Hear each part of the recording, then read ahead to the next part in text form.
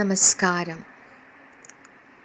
നാരായണ ഗുരുവിൻ്റെ ആത്മോപദേശ ശതകം 100 ധ്യാനങ്ങൾ.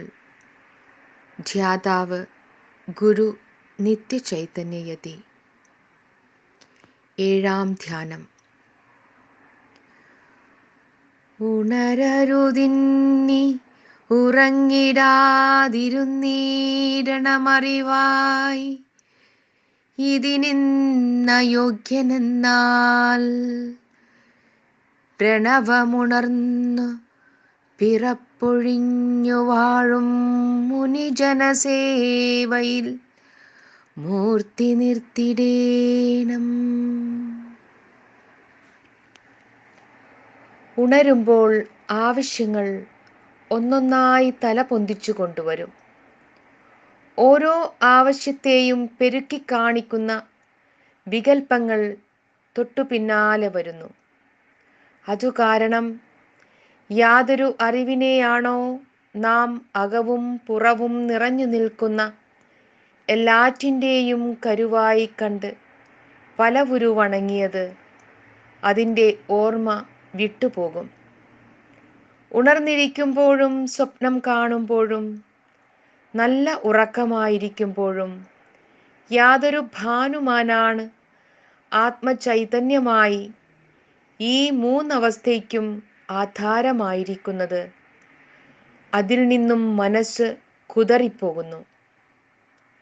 ഉണർന്ന് പല വ്യവഹാരങ്ങളിൽ ഏർപ്പെട്ടു കഴിയുന്നത് പോലെ തോന്നുന്നു എങ്കിലും അത് ഉറക്കത്തിൽ നടക്കുന്നവൻ്റെ പ്രജ്ഞയില്ലാത്ത ജീവിതം പോലെ നിരർത്ഥകമാണ്. നമ്മുടെ അന്തരാത്മാവിൻ്റെ ആഴത്തിലേക്ക് കടന്ന് വിലമതിക്കാനാവാത്ത അതിൻ്റെ ആനന്ദ സ്വരൂപമാകുവാൻ കഴിയാതെ പോകുന്നത് ജലപ്പരപ്പിലുള്ള ഓളങ്ങളിൽ കുടുങ്ങി കൊച്ചു താൽപ്പര്യങ്ങളെ മാത്രം താലോലിക്കുകയാലാണ്. അറിവ് സമഗ്രമായി തീരുന്നത് അതിൻ്റെ അർത്ഥവ്യാപ്തിയിലാണ്. തിന്നുന്ന കാര്യം, അല്ലെങ്കിൽ ഇന്ദ്രിയങ്ങളെ രമിപ്പിക്കുന്ന കാര്യം, ധനം ശേഖരിക്കുന്ന കാര്യം, ഇങ്ങനെ ഓരോ ചെറിയ താൽപ്പര്യവുമായി ജീവിത ദർശനത്തിൻ്റെ അർത്ഥം ചുരുങ്ങുമ്പോൾ അറിവിലേക്ക് പൂർണ്ണമായി ഉണർന്ന് അതിൻ്റെ സർവസമാശ്ലേഷിയായ ആകെ ഉണ്മയെ കാണാൻ കഴിയാതായി പോകുന്നു. മനോദോഷങ്ങളെ ഉന്മൂലനം ചെയ്യാതെ താൽക്കാലികമായി ഉള്ളിലടക്കി വെച്ചാലും അവ അവസരം കിട്ടുമ്പോൾ വികൃതമായി പുറത്തുവരും. ഉണർന്നിരിക്കുമ്പോൾ പാവനമായ പരിപാടികളിൽ ദത്തശ്രദ്ധരായിരിക്കുന്നവർക്കും സ്വപ്നത്തിൽ തിന്മ നിറഞ്ഞ പല അനുഭവങ്ങളും ഉണ്ടാകുന്നുണ്ടല്ലോ. അത് മോക്ഷദായകമായ പരമാത്മ ദർശനം ഇല്ലാതിരിക്കുന്നത് കൊണ്ടാണ്. ബോധത്തെ മാത്രം തിരുത്തിയാൽ പോരാ, അപബോധത്തെയും തിരുത്തണം. അപബോധത്തിൻ്റെ താക്കോൽ താൽപ്പര്യമാണ്. വികലമായ സുഖത്തിൽ നിന്നും ആത്മരതിയിലേക്ക് പോകത്തക്കവണ്ണം മൂല്യബോധത്തെ തിരുത്തും തോറും സ്വപ്നങ്ങളും പവിത്രമായി തീരുന്നു. അതുകൊണ്ടാണ് ഗീതയിൽ കാമത്തെ ധർമ്മവിരോധമാക്കിയിരിക്കുന്നത്. നമ്മുടെ ധർമ്മം പരമാർത്ഥ ദർശനം ലഭിച്ചവൻ്റെ ധർമ്മമായി വരണം.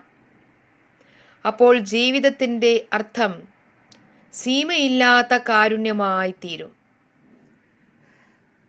ആഗ്രഹം ലോകസംഗ്രഹമായി മാറും. ജീവിതം തന്നെ സർവതന്ത്ര സ്വതന്ത്രമായി തീരും. ഇപ്പോൾ ആ അനുഭവം ഉണ്ടോ? ഇല്ലെങ്കിൽ അതിന് ഒരു മാർഗമുണ്ട്. ആ മാതിരി ജീവിത മാതൃകകൾ നമ്മുടെ മുൻപിൽ വെച്ചിട്ടുള്ള മഹാന്മാരെ നോക്കുക. ഭഗവാൻ ബുദ്ധൻ, യേശുക്രിസ്തു, മുഹമ്മദ് നബി, ശ്രീരാമകൃഷ്ണൻ, നാരായണ ഗുരു. ആ മാതൃകയിലേക്ക് മനസ്സിനെ തിരിക്കുക. അവർ കണ്ടെത്തിയതുപോലെ ശുദ്ധമായ പരമാത്മ ദർശനം ലഭിച്ച മുക്തപുരുഷന്മാർ ഇപ്പോഴും ജീവിച്ചിരിക്കുന്നുണ്ട്. അവരുടെ സാഹചര്യം തേടുക, നമ്മുടെ ജീവിതം അവർക്ക് വിധേയമാക്കുക. ജന്മജന്മാന്തരങ്ങളിലായി ആത്മാവിൽ വന്ന് അടിഞ്ഞുകൂടിയ ഇരുട്ടിനെ ഉന്മൂലനം ചെയ്യുവാൻ അവരുടെ വാക്കിനും മൗനത്തിനും കാരുണ്യത്തിനും ശക്തിയുണ്ട്. അവരുമായി പാരസ്പര്യത്തിൽ ഏർപ്പെടുക. ഒരു ചെറിയ പൊട്ടക്കുളത്തെ ഒരു മഹാനദിയോട് ചേർത്ത് വെച്ചാൽ നദിയുടെ ശുദ്ധജലപ്രവാഹത്തിൽ കുളവും ശുദ്ധീഭവിച്ച് നദിയുടെ ഭാഗമായി തീരും.